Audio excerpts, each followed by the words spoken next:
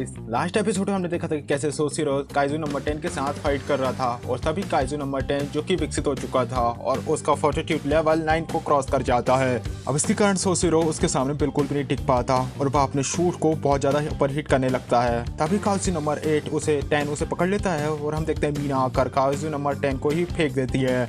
बाकी के सारे लोग इसमें मीना की हेल्प भी करते हैं और काइजू नंबर 10 को मारने के बाद बहुत सारे लोग हैप्पी थे और हमें दिखाया जाता है कि काइजू नंबर 10 जो कि एक ऑर्डर देता है जिसके कारण सारे काइजू मिलकर आसमान में एक बहुत बड़ा ही बॉम्ब क्रिएट कर देते हैं। तब काफका सारे लोगों को बचाने के लिए वहां पर सारे लोगों के सामने ट्रांसफॉर्म हो जाता है और इस तरीके से ट्रांसफॉर्म होकर काफका ने सबको बचा लिया था। इसके बाद इस एपिसोड की कहानी शुरू होती है। हम देखते हैं हेडक्वार्टर में काइजू नंबर 8 के बारे में बात चल रही थी। तभी डिफेंस फोर्स का डिप्टी डायरेक्टर जो कि कैजी होता है वो कहता है कि मुझे तो यकीन नहीं हो रहा डिफेंस फोर्स के अंदर एक काइजू मौजूद है और वो भी एक डाई काइजू। ये तो सच में बहुत ज्यादा खतरनाक बात है। तभी एक पर्सन बताता है कि क्या मीडिया को इस बारे में बता दिया गया है, जहाँ पर यूसुफ कहता है कि हमने काइजू नंबर 9 की तरह ही इस बात को बिल्कुल सीक्रेट रखा है। यहाँ तक कि मैंने ये भी सुना है कि कैसे एक कंट्री काइजू से एक ह्यूमन टिश्यू ट्रांसफर के ऊपर एक्सपेरिमेंट भी परफॉर्म कर रही है और अगर उन्हें इस बात का पता होता तो वो जरूर रिएक्ट करते। तब कैसी उसे बताता है कि तो फिर तो हमें चुपचाप काइजू नंबर 8 को डिस्पोज कर देना होगा और फिर उसे हम एक वेपन में बदल देना चाहिए।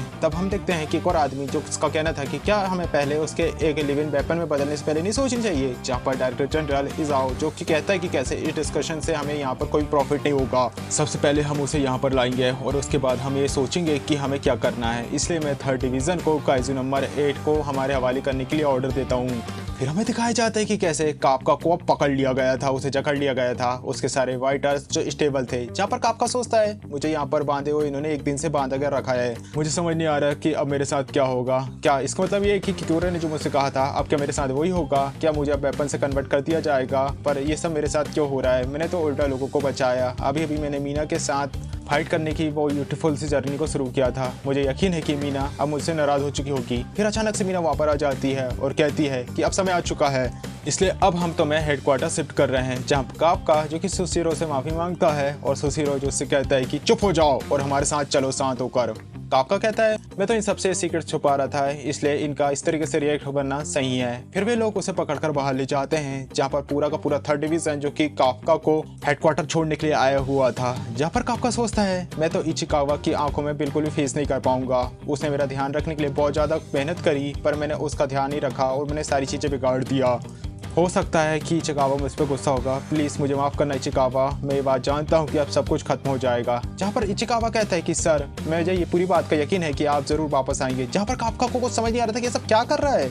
काफका ट्रक के अंदर आ चुका था, जहाँ पर मीना काफका से कहती है इस तरह पर बोलने पर इचिकावा को 50 पुशअप मारने होंगे। यहाँ पर कोई भी कैमरा नहीं है इसलिए हम यहाँ पर बात कर सकते हैं। जब उस समय जब बिना कुछ सोचे समझे तुमने हमें बचाने के लिए चले गए तब मैं तुरंत ही इस तरीके से काजू में तुम्हें देखकर मैं हैरान हो गई थी, पर मैं ये बात जानती थी कि ऐसा सिर्फ तुम ही कर सकते हो, इसलिए मैंने कुछ फुटेज और कुछ जगहवाही तुम्हारे बदले दूंगी जिससे कि तुम्हारी कुछ हेल्प हो पाए। अगर हम लोग ये प्रूव कर पाए कि तुम एक ह्यूमन हो तो हम तुम्हें बचा पाएंगे और हम सभी लोग जो तुम्हें वो सब कुछ बताएंगे जो कि तुमने एक ऑफिसर बनने के लिए किया है, हम तुम्हारा साथ देंगे। तुम फिक्र मत करो, 3rd डिवीजन में कोई भी तुम्हें अपना दुश्मन नहीं मानता है, तो इसलिए अब आ जाओ यहाँ पर बैठ जाओ। काफका ही भी no defence force code article 13 के अकॉर्डिंग अब तुम्हें आरे के मैरीटाइम बेस में ट्रांसफॉर्म किया जाएगा, यानी कि एक ऐसा डिवीजन जहां पर लोग सुरक्षित रहें। अब यहाँ पर काफका कहता है कि मीना के मैं तुम्हारे साथ अभी फाइट कर सकता हूँ, जहाँ पर वो उससे कहती है कि मैं तुम्हारा हमेशा वेट करूंगी और ये बात सुनकर काफका रोने लगता है। अब यहाँ पर सोशिरो कहता है कि ये बिल्कुल गधे की तरह है और 3rd डिवीजन को वो उसे सैल्यूट करने के लिए कहता है, जहाँ पर कैसी कहते हैं कि वॉइस कैप्टन सुशिरो आखिरकार आप ये सब क्या कर रहे हो। जहाँ पर सुशिरो कहता है क्या अब तुम अपने सुपीरियर ऑफिसर कैप्टन मीना को सैल्यूट कर रहे हो। अब यहाँ पर कैची कहता है कि फिर तो ये ठीक बात है क्योंकि हम लोग काइजू उसको सैल्यूट नहीं करते। फिर हम देखते हैं यहाँ पर कि कैसे मैरीटाइम बेस में काफका को पकड़ लिया गया था और थोड़े दिनों बाद हमें दिखाया जाता है 3rd डिवीजन बेस की मरम्मत शुरू हो जाती है। यहाँ पर आयु, इचिकावा, फुरुहाशी, इरुकामा, मिनानिशिया और काफका के बारे में डिसीजन ले रहे थे। अब यहाँ फुरुहाशी कहता है कि मुझे अभी भी इस बात का यकीन नहीं हो रहा कि क्या तुम्हें इस बात का पता था और किसने ये सोचा था कि जो ओल्ड मैन है वह काइजू नंबर 8 हो सकता है, क्योंकि वो आदमी तो केवल एक स्पेयर टायर की तरह था। इचिकावा तुम्हारा क्या कहना है इस बारे में। हम देखते हैं इचिकावा जो उसे कोई भी रिस्पॉन्ड नहीं देता। तब मीना उसे कहती है कि काफका ने मुझे काइजू से सेव किया है और उसे ने काइजू के वीक पॉइंट भी ढूंढे थे, इसके साथ ही उसके साथ ट्रेनिंग करने में सच में बहुत ज़्यादा मज़ा आता था। जहाँ पर फिरोहाशी कहता है कि हाँ तुम सही कह रहे हो, उसने मेरी भी जान बचाई थी। और यहाँ पर आयोई कहता है कि कुछ भी डिसाइड करना हम यहाँ पर डिसाइड नहीं कर सकते, ये तो न्यूट्रलाइजेशन ब्यूरो ही करेगा। अब यहाँ पर इजुमो कहता है कि अच्छा तो ये पुराना ऑफिसर जो कि अपने ऑर्डर्स को मानता है, फॉलो करता है, पर तुम यहाँ पर सही कह रहे हो, एक ह्यूमन का काइजू में बदलना बहुत बड़ी बात होती है। और अगर ये बात किसी को कोई पता चल गई तो पूरी दुनिया में तहलका मच सकता है। अब ये सारे लोग डरते हुए यहाँ पर बताते कि कैसे लोगों को भी डर बायाप्त हो जाएगा। कहीं वे लोग सोचेंगे कि कहीं उनके साथ जो परेशानी वो काइजू तो नहीं है, हम इस चीज़ पर कुछ भी नहीं कर पाएंगे। इसलिए फिर हमें दिखाया जाता है सीन शिफ्ट होता है। मीना ने काफका के ऊपर एक रिपोर्ट तैयार करी थी और वह कनोबी को उस रिपोर्ट को और भी अच्छे से तैयार करने का ऑर्डर देती है। अब यहाँ पर कनोबी उसे देखकर बहुत ज़्यादा खुश हो चुकी थी।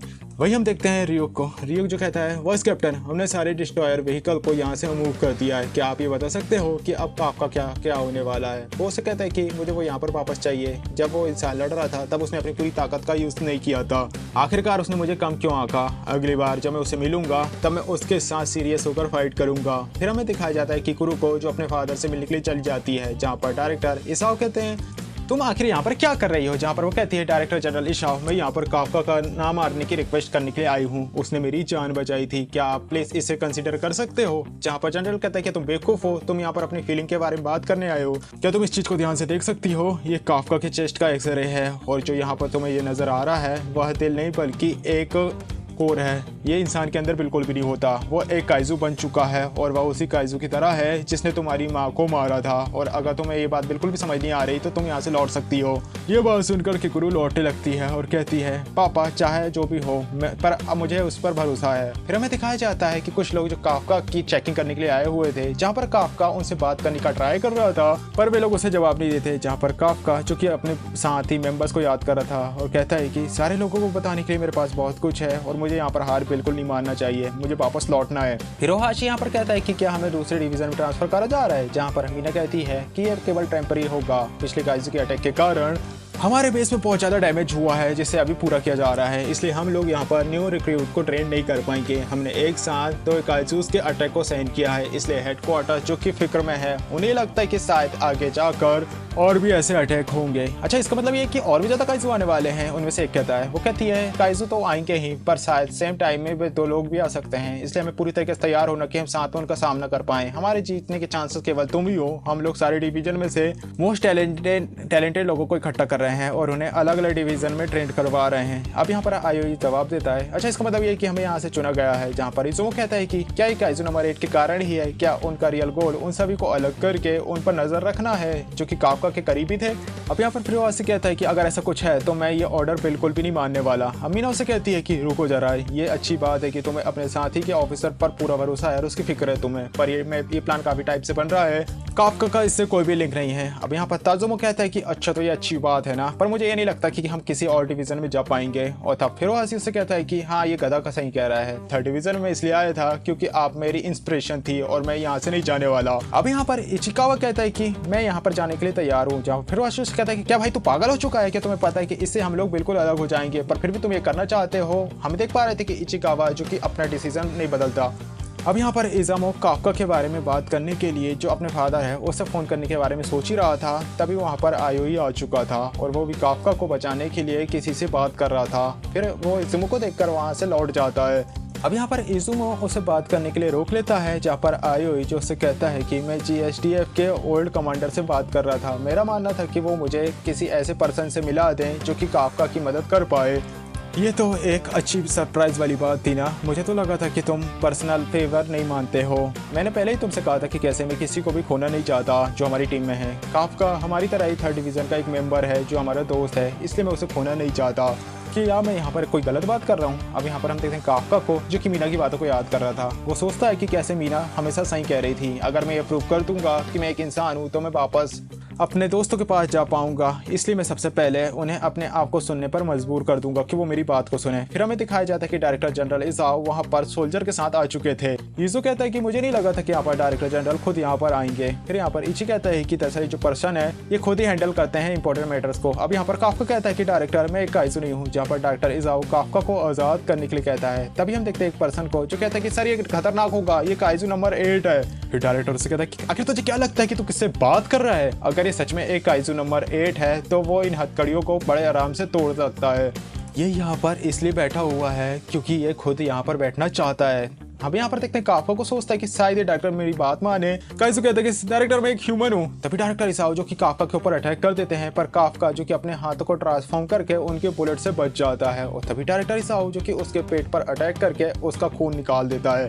उसे कहता है कि मैं तुम्हें एक चीज बता दूं कि इस दुनिया में जो चीज जो कि अपने हाथों की मदद से बुलेट को रोक सकती है उसे कभी भी ह्यूमन को कंसीडर नहीं किया जाता है। यही तुम समझ रहे हो काइजू नंबर 8। और तब वो काफका के ब्लड के सैंपल को अपनी टीम को दे देता है। अब काफका उनसे कहता है कि मैं काइजू नंबर 8 नहीं हूँ बल्कि मैं काफका हिमुनु हूँ। डायरेक्टर कहता है अच्छा ऐसी बात है, और फिर वह अपने वेपन को ओपन करने का ऑर्डर दे देता है। और फिर उसी समय को कहता है कि अगर ऐसी बात है तो तू अब इसी फॉर्म में तुम्हारी मौत होगी, और काइजू नंबर 8 को मारने की प्रोसेस मैं शुरू करने वाला हूँ। काफका कहता है कि अगर मैं पूरी तरीके से काइजू में बदलूंगा नहीं तो मैं ये प्रूव कर पाऊंगा कि मैं एक ह्यूमन हूँ। तभी हम देखते हैं डायरेक्टर इज़ाओ जो कि काफका के ऊपर अटैक कर देता है, जहाँ पर काफका उनके अटैक से बच जाता है। पर हम देख पा रहे थे कि काफका जिसका एक हाथ कट चुका था, और डायरेक्टर दोबारा से काफका के ऊपर अटैक कर देता है। तभी जूसू कहता है कि ये तो बहुत कमाल का खेल है, ये वही पर्सन है ना जिसने एक टाइम पे डिफेंस फोर्स का सबसे स्ट्रॉन्गेस्ट सोल्जर कहा जाता था। हम देख पा रहे थे कि काफका जो कि अब और भी ज्यादा काइजू में बदल चुका था। अब यहाँ पर डायरेक्टर कहता है कि अब तो तुम और भी ज्यादा राक्षस में बदल चुके हो, काइजू लग रहे हो, और वो उस पर अटैक कर देता है। पर काफका जो कि अपने आप को मूव कर देता है, और डायरेक्टर बार बार काफका के ऊपर अटैक कर जा रहा था। काफका यहाँ पर उनके अटैक से बचता है और सोचता है कि अगर इनका एक भी बार मुझे लगा तो मेरी मौत हो जाएगी, मुझे तो बस इनके शूट के ऊपर ही हिट होने का समय होना होगा, इनके अटैक से बचना होगा। फिर तभी हम देखते हैं डायरेक्टर जो काफका को पकड़ लेता है और वह उसे एक जोरदार पंच झाड़ के दूसरा हाथ उड़ा देता है और दूसरे हाथ से उसके लात को कट कर देता है। पर यहाँ पर काफका अपनी काइजू का पावर को यूज करता है और बॉडी पार्ट को रिजनरेट कर देता है। वहीं डायरेक्टर काफका के ऊपर अटैक कर देते हैं और हम देखते हैं काफका जो कि दूर से जाकर दीवार से टकरा जाता है, और डायरेक्टर दोबारा से काफका के ऊपर अटैक करता है। पर काफका उसे अटैक करते हुए बचते हुए सोचता है कि आखिर मेरी बॉडी रजिस्ट क्यों कर रही है, ये तो ऐसे मूव कर रही है जैसे कि डाई काइजू के साथ फाइट करने के समय ये मूव कर पा रही थी। हम देख पा रहे थे यहाँ तो सामने कोई डाई काइजू नहीं है, पर क्या मेरी बॉडी इसलिए रिएक्ट कर रही है क्योंकि डायरेक्टर एक डाई काइजू की तरह खतरनाक है, इनका ऑरा उस तरीके का है। तब काइजू कहता है कि काइजू नंबर 1972 में उसने सारे स्पायरो को उड़ा दिया था, और ये जो दूसरा काइजू एक ऐसा था जिसे हमने नंबर दिया था, और उसके बाद बहुत ज़्यादा कमाल की डिस्क्रप्शन मतलब डिस्ट्रॉय करने वाली पावर थी। वो काइजू ने अंत तक हार नहीं मानी थी, और ये जो सूट अभी डायरेक्टर ने पहना है वो दरअसल उसी काइजू नंबर की बॉडी से बना हुआ है जिसका नंबर 2 था, और तुम्हारे फादर इकलौते ऐसे इंसान थे जिन्होंने जो इससे यूज़ कर पाएंगे। फिर हम देखते हैं डायरेक्टर को जो एक बार फिर से काफका के ऊपर अटैक कर देता है। अब यहाँ पर काफका सोचता है अच्छा तो किकुरो इसके बारे में बात कर रही थी, ये है आइडेंटिफाई काइजू वेपन जिन्हें में ये वेपन दिए गए हैं। अच्छा तो डायरेक्टर काफका को एक जोरदार पंच जड़ता है। काफका यहाँ पर सोचता है कि मुझे अब वापस इनसे बचना होगा, क्या अब मैं यहाँ पर मूव नहीं कर पा रहा, आखिरकार इन्होंने मेरे दोनों ही पैर को कब काट दिया। तब डायरेक्टर काफका को दोबारा एक बार जोर से पंच चढ़ता है, और हम देखते हैं यहाँ पर एक जोरदार ब्लास्ट होता है, और काफका ने अब डायरेक्टर के मुक्के को रोक लिया था। डायरेक्टर कहता है तो अच्छा तो आखिरकार तुम्हें ये दिखा दिया कि तुम एक काइजू हो। तभी किकुरो कहती कि अच्छा हुआ काफका तुम ठीक हो, पर यहाँ पर कुछ गड़बड़ हो रही है। तभी काफका जो जोर से चलाने लगता है और पूरा बेस हिल चुका था। तभी किकुरो सोचती है कि यहाँ पर अब कुछ भी ठीक नहीं चलने वाला। अब ये काका कहे कि ये सब क्या हो रहा है, आखिरकार मैं अपनी बॉडी का कंट्रोल कैसे खो सकता हूँ, क्या मेरी बॉडी अपने हाथों से कंट्रोल से खो चुका हूँ मैं, और मुझे ऐसे क्यों लग रहा है कि मैं काइजू में बदल चुका हूँ। और तभी यहाँ पर हम देखते हैं वो काइजू आ चुका था जिसने काफका को काइजू में बदला था। अब वो यहाँ पर काफका को अपने अपोनेंट को मारने का ऑर्डर देता है, और हम देखते हैं कि काफका जो कि डायरेक्टर की तरफ बढ़ रहा था। तभी किकुरो कहती है रुक जाए काफका, तुम एक ह्यूमन हो, तुम राक्षस नहीं बदल सकते। और इसी सस्पेंस के साथ ही एपिसोड यहाँ पर खत्म हो जाता है कि आगे काफका क्या करेगा। नेक्स्ट एपिसोड को देखने के आप स्क्रीन पर क्लिक करके उसे देख सकते हो। मिलते हैं नेक्स्ट वीडियो में, तब तक के बाय।